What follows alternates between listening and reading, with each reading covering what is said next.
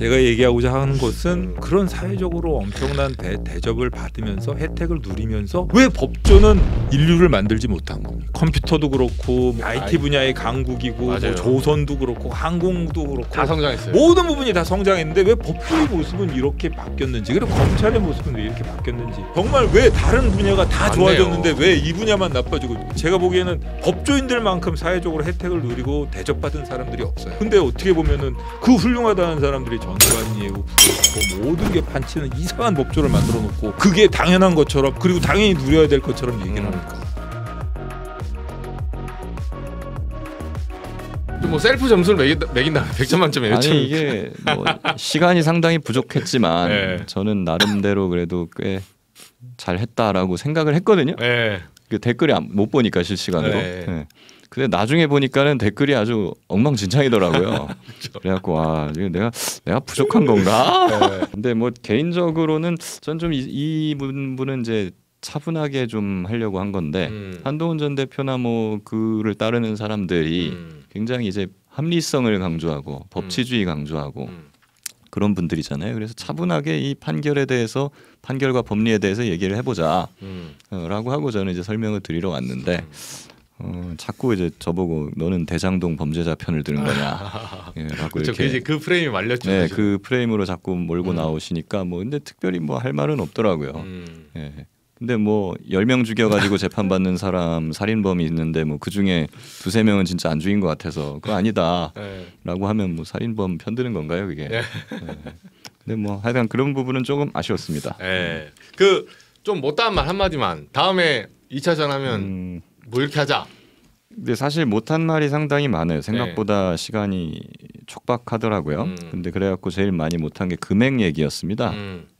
7,400억? 지금 7,400억이라 했다 7,800억이라고 했다가 오늘 나경원 의원은 8,000억까지 나왔어요. 지금. 맞아요. 이게 도대체 어디서 나온 괴담인지 좀 설명 좀 해봐라 저는. 반올림. 네. 심플하네요. 반올림 하면 되는 거 아니죠? 네. 이제 일단 이 7천 뭐 얼마든 간에 7,800억이든 8,000억이든 간에 이게 어디서 산정된 건지 뭐 좀 설명을 해주고 나서 이제 어디서 나온 금액인지 설명해주고 나서 얘기를 해야 될 거 아니에요. 그거 아무도 얘기를 못 해요. 예, 그냥 그 검찰이 기소했으니까 그 금액이래. 그렇죠. 2차 수사팀이 그냥 쓴 거죠. 그렇게 얘기하면 안 되죠. 조금 더 반올림하면 1조 되겠네. 시원하게 올리시오. 그러니까 법원이 인정하고 추징한 거는 지금 473억밖에 안 되잖아요. 예, 그런데 지금 7,800억이 날라갔다라고 하려면 최소한 근거가 있어야 되는 것이고, 근데 그게 안 되는데 마치 되는 것처럼 그냥 괴담처럼 국민들한테 이렇게 7,800억 받을 수 있었는데 못 받았어요라고 하면은 헛된 희망이나 꿈을 주는 거고, 이건 이제 이게 사기치는 거거든요. 그래서 그 부분을 좀 얘기를 좀 잘 하고 싶었는데 아무래도 금액으로 들어가게 되면은 복잡해지고 시간이 많이 걸려서 그렇죠. 예, 그런 한계가 좀 있었습니다. 마지막으로 하면 검찰관도 이 사안을 봤지만 좀 어렵지만 우리가 이제 한마디로 요약하면 야당의 공격은 심플한 것 같아요. 제가 봤을 때 결국은 이재명, 정성호, 노만석 순서로 시켜가지고 항소 포기. 이재명한테 유리한 거 아니야? 이재명 내지는 이재명 대통령 일당한테 유리한 거 아니야? 김만배 등등 한 통속 아니야? 이 주장이거든요. 그게 그럴 듯해 보일 수 있죠. 외관상. 하지만 이렇게 알아들어요. 조금만 들여다보면 제가 지난번에도 말씀드리지 않았습니까? 이게 도대체 이익이 될 게 뭐냐고. 제가 만약에 뭐 제가 그 입장이 된다고 치면 저 같으면 항소하라고. 오히려 항소해가지고 항소심에서 이 무죄 판결이 그대로 갈 가능성도 높단 말이에요. 무죄 판결을 뒤집을 가능성도 높지 않아요. 그러니까 이익이 되지 않는 걸 뭐하러 강요를 하겠습니까? 저는 그렇게 생각해요. 저는 이게 그러니까 그 항소 표기 결정으로 인해서 지금 현재 보면 정치적인 그 뭐 저 유불리를 따지고 보면 누가 유리한 상황입니까? 제일 타격을 이재명 사실은 김규현 변호사님 어제 나가서 그 토론하셨다 그러는데 이거 쉬운 토론 아니에요. 맞아요. 쉬운 토론 아니에요. 맞아요. 그러니까 그 고생하신 것 같고 어쨌든 뭐 저로서는 지난번에도 말씀드렸지만 이 노만석 그 총장의 항소 포기 결정 과정 절차 그다음에 그 이후의 행동 모든 면에 있어서 참 그 여러 가지로 어떻게 보면 여당한테는 상당히 좀 불리하게 만들어 놓고 뭐 이렇게 도주했다. 라는 표현을. 아니 저는 개인적으로 노만석 도주 대사를 제가 잡는데 전문인데. 런전수. 네. 도주 총장이 집에 들어가서 나오네. 왜 이렇게 산책하면서 인터뷰를 많이 해요? 그냥 나와서 정치를 하세요 하려면. 아니, 그리고 사실은 노만석 대행이 저는 이제 어떻게 보면 사고를 친 것 같다라는 생각은 그냥 많이 들고 이게 사실은 배임죄 유죄 나왔잖아요. 그래갖고 처음에는 국민의힘이랑 다 뭐라 그랬어요. 이재명의 죄가 밝혀졌다. 자 유죄다. 재판 재개해라. 이러면서 이제 막 노래를 불러댔어요. 그러고 나서 이제 항소 포기하니까 갑자기 이재명이 죄를 덮으려고 항소 포기를 했다라고 하는 건데 아니 처음에는 이재명의 죄가 밝혀졌다며. 네. 뭐가 어쨌다는 거예요. 이게 일주일 만에 이렇게 그냥 확 바뀌는 게 좀 마음에 안 들고 저도 개인적으로는 정치적으로는 지금 이렇게 불필요한 논란을 만들었기 때문에 항소 포기는 정치적으로 잘못된 결정이었다. 그렇죠. 라는 거에는 저는 뭐 이견이 항소를 하는 게 없고. 낫다 차라리. 네, 근데 다만 항소를 했어도 저는 깨졌을 거라고 봐요. 그래서 사실 저는 이 기회에 한번 공부를 했거든요. 판결문도 보고 뭐 대장동 기록도 600페이지짜리. 네, 그것도 보고 대장동 기록도 지금 한 6, 7만 페이지 되더라고요. 그쵸. 이게 전체 중에는 아니지만 일부가. 그래서 그것도 뭐 다는 못 봤지만 이제 중요한 부분 봤는데 보고 나니까는 야 이거는 2심 가도 이거 항소해서 이기기가 쉽지가 않다. 오히려 이거는 더 깨지면 깨졌지 쉽지가 않다. 그렇기 때문에 이거를 그냥 항소하게 놔뒀으면 더 좋았을 텐데 하는 아쉬움이 있는 건데 다만 이걸 가지고 이제 7,800억이라는 이상한 금액 만들어내 갖고 그걸로 이제 괴담 선동을 하는 게 저는 그냥 마음에 안 드는 거죠. 네, 아무튼 노만석 전 대행 좀 아세요? 잘 모릅니다. 아 저는 스타일이 왜 문제가 있다 보냐면 뭐 이런 거 있잖아요. 내가 할 말은 많은데 말을 안 하겠죠. 그렇게 하지 마시고 말을 하세요 그냥. 어차피 그러니까 그거는 앞단에 뭔가가 조금 애매할 때 그렇게 할 수 있어요. 근데 지금 여기까지 왔잖아요, 솔직히. 아니 대행 체제도 이제 그만두고 뭐 지금 지금 고검장들, 검사장들 18명이 2명 사표 내고 난리가 났잖아요. 이미 거의 마무리 수순이에요. 그러니까 할 말 있으면 하세요. 뭐 누구 봐주고 이렇게 뒤끝 남기지 말고 괜히 인상 비평하지 말고 하고 싶은 말 있으면 하시면 돼요. 계속 뒷뜰에서 산책하는 척하면서 기자들 있나 없나 하지 마시고. 그렇죠. 그리고 사실은 저는 이 국면에서 제가 제일 참 마음에 안 드는 부분, 어떻게 보면 제일 좀 부적절하다고 생각하는 부분이 비겁하다라는 부분이 평소에 이제 민주진영을 지지하다가 이런 국면 되면은 꼭 갑자기 이제 선비처럼 이렇게 나서가지고 준엄하게 항소 포기를 질타하면서 이재명이 책임지라고 나오는 사람들이 있어요. 있죠. 민주진영 내부에서. 특히 뭐 소수 정당이나 뭐 시민사회나 뭐 이런 데서 맞아요. 그 사람들이 좀 제일 비겁하고 게으르다고 생각해요. 네. 이 사람들은 뭔가 다수 군중이 그렇게 이렇게 오하고 이상하게 생각하면은 거기에 편승해가지고 그냥 다 싫은 소리, 쓴 소리를 자기가 해야 된다는 어떤 강박관념이 있는 것 같다는 그쵸. 생각이 들거든요. 근데 양비론. 네, 그런 건 아니에요. 저한테도 사실 뭐 그런 사람들이 하는 게 아니 최상병 사건인데 네 그렇게 정의롭게 얘기 황동을 다 했는데 왜 지금 비굴하게 이재명 편을 들고 있냐라고 하는 건 아니에요. 나는 내가 이재명 편을 든 적이 없어. 그냥 나는 그냥 판결문 보고 판단을 하는 거고 그냥 법대로 하는 거예요. 네, 근데 그게 그냥 여론 지형이 좀 불리하고 외관상 그냥 일반 시민들이 보기에 부적절해 보인다는 이유로 거기에 굴복해가지고 내가 같이 가갖고 이재명 욕하고 있으면 그게 오히려 제 양심에 반하는 거죠. 그렇죠. 그냥 법대로 하는 겁니다. 네. 그 검사장들 이제 평검사로 강등시켜라.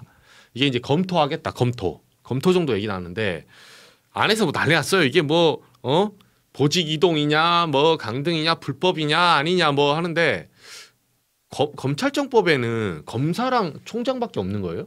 그렇죠. 95년도 전까지는 예전에는 5계급이었거든요.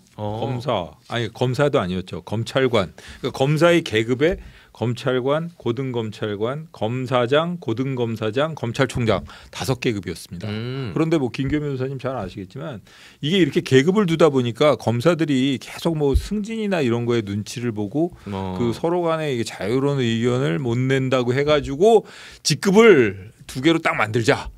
그러니까 뭐 어떻게 보면은 검사, 총장 이것밖에 없어서 어떻게 보면 평생 검사로 일을 하고 뭐 눈치 안 보고 이렇게 만들었는데 사실은 이게 그렇게 만들어 놓다 보니까 보직 하나하나가 뭐 일종의 그 계급처럼 느껴지게 된 거예요. 그러네요. 그래가지고 오히려 어떤 면에서는 되게 부작용이 있었어요. 사실은 저도 그래갖고 이것 때문에 이거 가지고 우스갯소리도 하고 그래요. 네. 저 평검사 처음 들어갔을 때 1년 차 때 선배들이 그래요. 야, 니랑 서울고검장이랑 같아, 임마. 총장 아니면 똑같으니까. 다 똑같으니까. 서울고검장 전화해가지고 막걸리 먹자 그래. 말해서 막 이런 거 시켜고 그랬어요. 실제로 저기 그 우리 김기호 변호사님 말씀하신 것처럼 제가 95년도에 그 폐지됐을 때 그리고 이제 인관했던 게 97년이니까 그 무렵에는 선배들이 그런 말 했어요. 너나 저기 있는 저 부장이나 딱 검사야 가서 맞붙어 막 이런 얘기를 하고 그랬어요. 옛날에는 검찰관과 고등검찰관이니까 계급이 다르지 않습니까? 이제는 뭐 같은 검사끼리 뭐 이런 식으로 뭐 너 지금 같은 검사라고 말 뭐 요즘 덤비는 거야 막 이런 식으로 부장들이 그런 말도 하고 그랬었어요. 예. 야, 근데 이거 검사 징계법 뭐 지금 사실 일단락이 됐는데 민주당이 추진하는 거, 김 변호사님 어떻게 보세요? 이게 일단 징계법하고 그 대검 검사 보직 규정을 없애는 거를 이게 좀 따로 놓고 봐야 될 것 같은데, 전 대검 검사급 보직 규정을 없애거나 완화하는 거에 대해서는 사실 예전부터 좀 주장을 좀 해왔었고, 예. 사실 그렇게 해가지고 부장 검사도 그런 거 그냥 없애버리고 그냥 다 하자라는 얘기가 계속 있었어요. 왜냐하면 이제 법원 같은 경우에 법원장 하다가 또 일선 판사 재판부 가서 판사 하다가 또 법원장하고 왔다 갔다 하거든요. 근데 지금 검찰은 한 번 검사장이면 영원한 검사장이거든요. 아, 그러네요. 네. 위로만 가는 거 같네 시스템이. 네, 그런 부분이 있고 해서 그러다 보니까 부장 검사도 한 번 되고 나면은 계속 부장 검사여야 되니까 뭘 만들어놨냐면, 근데 부장 검사 보직은 한정돼 있고, 그래서 이제 보직을 못 받으면은 평검사로 내려가야 되는데. 그걸 안 되니까 뭐 중경단 뭐 이런 거 만들어가지고 거기다가 뭐 따로 때려 봤거든요. 보면은 막 모르겠어요. 평검사 입장에서는 중경단 다 일 안 하는 것 같아. 그러면 그냥 막 수건 두르고 커피 마시고 막 성경책 보다가 집에 가시고 막 그러거든 보면. 이런 분들 많으니까 이제 그런 분들이 안 나가니까는 40%를 넘어요 이 사람들이 전체 정원에. 그러니까 이 평검사들만 죽어나는 거예요. 걔네. 일이 몰리니까. 그러니까 이제 사실 저거 그냥 다 없애버리고 그냥 법원처럼 그냥 뭐 보직이 없거나 하면은 똑같이 돌아와가지고 그냥 사건 처리하고 똑같이 만들면 일도 이제 사건 적체도 해소될 거고, 뭐 그 평검사들 업무 부담도 경감이 될 거고, 뭐 이런 차원에서 접근을 충분히 할 수 있다라고 해왔는데. 근데 마치 이번에 근데 그 뭐 검사장 뭐 성명서 내고 막 이런 거에 대해서 이 카드를 꺼내 빼드니까 마치 이게 보복하려고 지금 이러는 것처럼 비춰졌단 말이죠. 그러니까 사실 너네 성명서 쓰니까 뭐 그러니까 한다. 예. 이거를 굳이 오얏나무 밑에서 갓근을 고쳤을 필요는 없다. 그쵸. 그건 그거고 이건 이거고 이렇게 가면 되지 않나 하는 생각이고, 검사 징계법에 뭐 파면 추가하는 것도 이게 뭐 법적인 논란은 있어요. 뭐 이게 탄핵 대상인데 파면을 넣어가지고 징계로 파면할 수 있는 게 맞냐라는 건데, 그걸 떠나가지고 어쨌거나 이걸 결과적으로 보복성 조치로 비춰지는 외관을 만들어내는 게 저는 이제 항소포기 때처럼 정치적으로 별로 유리하지는 않은 것 같아요. 이게. 저는 두 가지 생각을 해봐야 될 것 같아요. 네. 하나는 이제 검사가 일을 하는 데 있어서 여러 가지 눈치를 본다던가 뭐 이런 거와 관련돼 가지고 어느 정도 신분 보장이 필요하다는 점, 그거와 관련된 규정과, 또 하나는 검사에 대한 징계라던가 이제 이 검사장 같은 경우에 김기현 변호사님 말씀하셨지만 얼마 전에 또 그런 걸 한번 논의를 해본 적이 있어요. 검사장이 한번 되고 나면 법원처럼 예를 들어 평판사로 내려가서 일반적인 사건을 처리하게 만든다. 검찰 업무 시스템상 상당히 어려울 수 있어요. 그런데 그렇지. 보면은 법무연수원 연구위원 자리가 있지 않습니까? 그 자리에 보통 보내면 옷을 이제 사직을 하고 나가는, 더 이상 우리 조직 내에서는 미래가 없구나 이렇게 생각하고 나가는 그런 관행이 있었는데, 법무연수원에 갖다 놓으니까 안 나가는 거예요. 그래가지고 그럼 계속 법무연수원 연구위원은 그 정원이 제한이 있기 때문에 좀 문제가 되는 사람이나 이제 조직 차원에서 조직의 순환 차원에서 거기에 갖다 놓아야 될 사람이 있더라도 못 갖다 놓는 거죠. 그런 일이 생겨가지고 얼마 전에 그런 검토를 하긴 했습니다. 검사 인사위원회라던가 뭐 이런 걸 거쳐서 예를 들어 법무연수원 연구위원으로 몇 년 이상 재직을 하게 되면 다시 이제 일반 검사로, 일반 일선으로 다시 내보낼 수 있는 이런 절차를 만드는 거 어떨 것이냐. 제가 보기에는 이제 뭐 어떤 식으로 업무상의 문제가 있다던가 뭐 뭔가 징계가 필요하다던가 지휘권 행사 과정에서 적절치 못한 일이 있다던가 이렇다면 징계 절차나 검사 인사위원회를 거쳐가지고 다시 평검사로 보직하는 거, 그런 제도를 만드는 거에 대해서는 저도 반대하지 않습니다. 근데 이제 그게 좀 지나쳐서 기준이 없어지거나 한다 그러면 이런 문제가 생길 수 있어요. 그러면은 검사장이 되더라도 눈치를 볼 수밖에 없게 되는 거죠. 그렇죠. 하급자. 예, 이게 어느 편이냐의 문제를 떠나가지고 여러 가지로 좀 어떻게 보면은 이런 그 정치적인 풍파 지금 보면 난리도 아닌데 그런 거에 눈치를 많이 보게 되고 어떻게 보면은 좀 괴로운 상황이 될 수가 있으니까 그런 점에 대해서는 좀 조심하되 다만 분명히 지금처럼 한 번 보직을 받으면 영원히 물러나지 않는 그런 거는 적절치 않은 것 같아요. 그렇죠. 그다음에 또 하나 파면 문제인데 검사들이 일반적으로 다른 공무원들보다 어떤 잘못을 저질렀을 때 더 엄중하게 처벌하는 규정은 필요할 것 같아요. 오히려 예, 사실은 검사들이 그 보면은 이 일부 징계 규정의 운영이나 이런 데 있어서는 기준이 일반 공무원보다 낮은 경우도 있어요. 아, 맞아요. 그래가지고 저도 감찰관 하면서 이제 계속 징계 기준을 강화해 왔는데 아, 맞네요. 감찰하시니까 딱 예, 아시겠네요. 그게 좀 안 될 경우 사실은 검사라는 직업은 말이죠. 다른 공무원들에 비해서 그 좀 더 그 뭐 도덕적인 기준이라 그러든가 이렇게 높아야 되거든요. 그런데 보면은 뭐 향응이라던가 일반적인 행동 기준이라던가 이런 데 있어서 좀 어떻게 보면은 뭐 검사들이 이럴 수도 있지 이런 식으로 생각하고 김기현 변호사님 말씀하시는 것처럼 그냥 문제 생기면 사표 쓰고 나가서 변호사하고 이런단 말이에요. 그러니까 이 변호사로 나가는 절차라던가 혹은 직무상의 비위라던가 이런 문제와 관련해서 좀 엄중하게 처벌할 수 있는 그런 기준 같은 건 만들어 줘야 되는데 그 중에 하나가 파면입니다. 맞네요. 예, 파면입니다. 이게 검사가 꼭 탄핵을 거쳐서만 파면된다는 게 논리적인 귀결은 아니거든요. 아주 심각하고 중대한 예를 들어 뭐 직무상 당연히 뭐 수뢰를 하고 엄청나게 막 그냥 뭐 수뢰 후 부정처사라든가 엄청난 직무범죄를 저질렀는데 그런 경우에도 형사처벌 받고 해임 받는 거 말고 파면이 안 돼요. 이런 건 적절치는 않잖아요. 그러네요. 검사라면 사실은 도덕적 기준이 더 높아야 되는데 다른 공무원들 예. 다 파면 당하는데. 그러니까 검사의 그 직무 누구보다 공정하고 기준이 왔다 갔다 하지 않으면서 직무에 충실할 수 있는 그런 신분 보장에 있어서만큼은 어느 정도 배려를 해주되 다만 일단 문제를 저지르고 비위가 있을 때는 다른 공무원들보다 더 엄정하게 할 수 있도록 더 기준을 강화하는 그런 조치가 필요한 것 같아요. 그 중에 하나가 파면이라고 본 겁니다.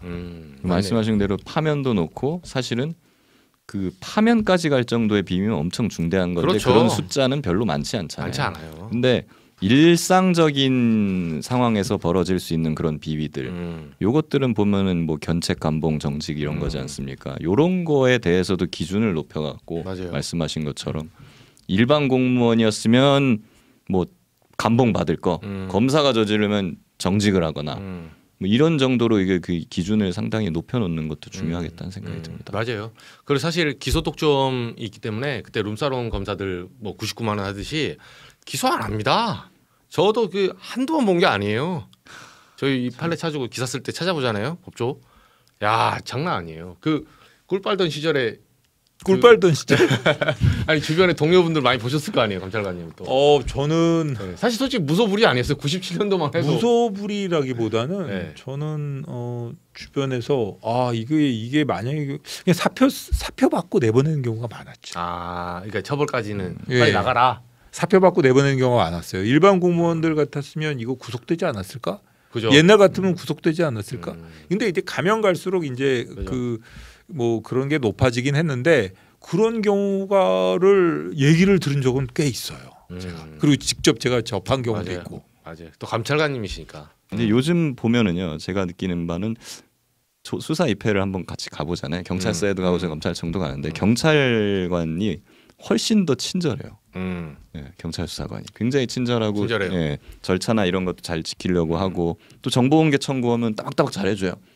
검찰은요 아직도 굉장히 그치. 예, 전부가 그런 거 아니지만 권위적으로 이렇게 고압적으로 신문하는 검사들이 아직도 많고 정보공개 청구나 열람등사 청구해주면 그냥 이유도 없이 그냥 거부하는 그런 것들도 굉장히 많아요. 사실 이런 부분에 있어서는 왜 그럴까라고 생각을 해봤는데 이런 거죠. 경찰이 지금 검사가 보이는 식으로 그렇게 했으면 수사를 받았을 거야. 그죠. 네. 그죠.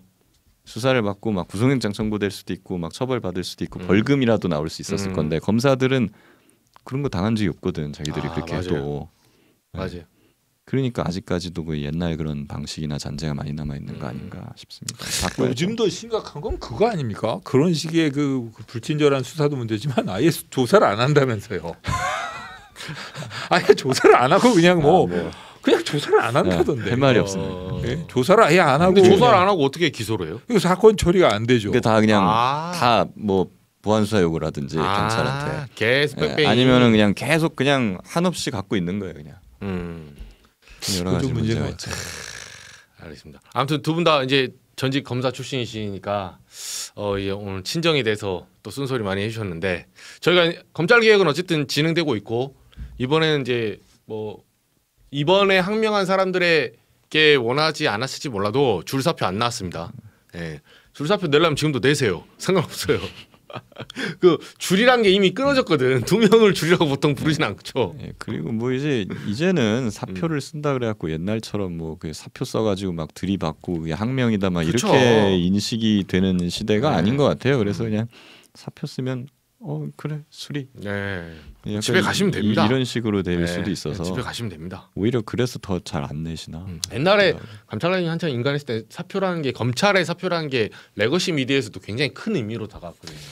옛날에는 사실은 그렇게 할 수도 있는데 그런 면도 있었는데 그런 업무와 관련한 사표 내는 거는 옛날에는 사표를 내도 변호사 시장이 꽤 괜찮았어요. 그렇죠. 네.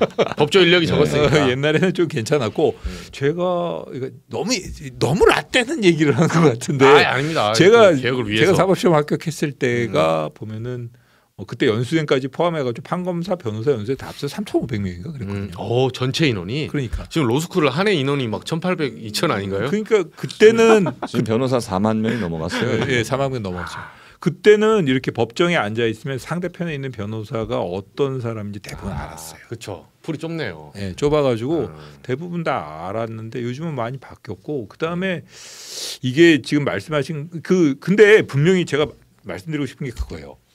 이 모든 분야가 97년도 제가 검사 생활을 시작했단 말이에요. 그때 예를 들면 뭐 대기업체, 삼성의 위상, 현대의 위상, 혹은 우리나라 문화 뭐 여러 가지 문화계의 위상, 혹은 또 예를 들어 뭐 노벨 문학상도 받았죠. 그다음에 경제 문화 뭐 모든 문화 부분에 있어서 어떻게 보면 선진국의 수준에 도달했어요. 맞아요. 근데 법조는 어떤 모습이 됐는지를 가만히 보면 이 법조인이라는 사람들이 어떻게 보면 사회에 되게 엘리트고 저는 제가 원래 공대 출신이다 보니까 제 친구들이 뭐 이런 말씀드리면 그렇지만 저 서울대 전자공학과 출신 아닙니까? 87년에 서울대학교 전자공학과는 되게 공부 잘했습니다. 그죠? 아니 이공기 잘 나갈 때잖아요. 거의 제 배치표 제일 위에 있는. 그죠? 네. 그 의대보다 위에 사실 의대가 어디 있습니까? 그렇지. 뭐 감사님 지금 생각해 보시면 그때 의대 갈 거라는 생각. 저는 그거 생각 안 해요. 저는 지금도 생각을 해보면 다시 돌아갔으면 오히려 정신 똑바로 차려가지고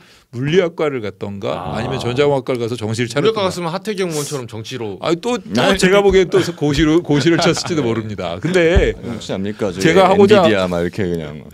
제가 얘기하고자 하는 것은 그런 대접을 그런 사회적으로 엄청난 대접을 받으면서 혜택을 누리면서 왜 법조는 인류를 만들지 못한 겁니까? 그러네요. 그러니까 모든 분야, 뭐 컴퓨터도 그렇고, 뭐 어떻게 보면 뭐 이렇게 IT 분야의 강국이고, 뭐 조선도 그렇고, 항공도 그렇고, 다 성장했어요. 모든 부분이 다 성장했는데 왜 법조의 모습은 이렇게 바뀌었는지, 그리고 검찰의 모습은 왜 이렇게 바뀌었는지.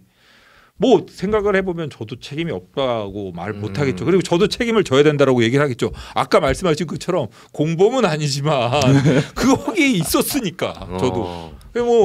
근데 분명한 거는 이 법조의 모습은 아닌 것 같고 법조인들이 인원이 늘었다고 뭐 그렇게 걱정할 문제가 아니라 우리 법조의 미래가 어떤 모습으로 바뀌어야 되는지에 대해서 한번 생각을 해봐야 될 것 같은데 좀 한번 심각하게 그러니까 법조에 대한 공격이라든가 비난이라든가 비판이라든가 이런 게 아니라 이 법조가 어떤 모습이 되어야 하는지에 대해서 한번 심각하게 고민해봤으면 좋겠어요. 나중에 이 주제로 한번 방송을 잡아도 괜찮을 것 같아요. 그러시죠. 이거라도 1시간짜리. 정말 왜 다른 분야가 다 좋아졌는데 왜 이 분야만 나빠지고 거의 무슨 우리나라 출생률 떨어지듯이 그렇게. 맞네요. 이거 제가 보기에는 법조인들만큼 사회적으로 혜택을 누리고 대접받은 사람들이 없어요.